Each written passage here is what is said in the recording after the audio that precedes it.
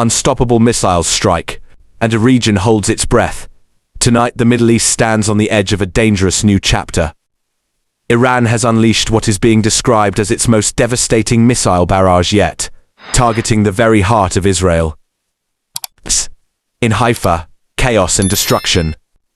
A residential building, once home to dozens of families, now partially collapsed after a direct hit. Emergency sirens echo through the streets.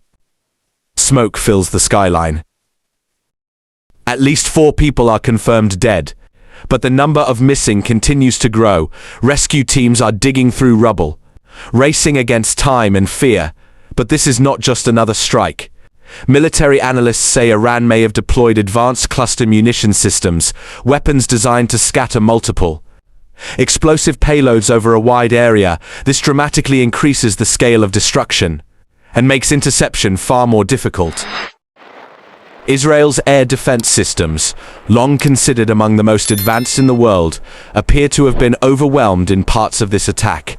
For the first time in years, cracks are showing. And it's not just Haifa. Reports are emerging of fires and impacts across key cities, including areas near Tel Aviv. Flames light up the night sky.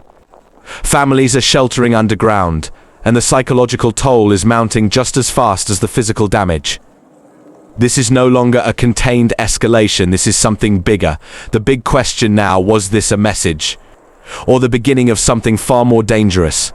With tensions already at a breaking point, this level of firepower signals a shift, not just in intensity, but in strategy. Regional powers are watching closely, and the risk of a wider conflict has never felt more real. As rescue efforts continue and the death toll threatens to rise, one thing is clear.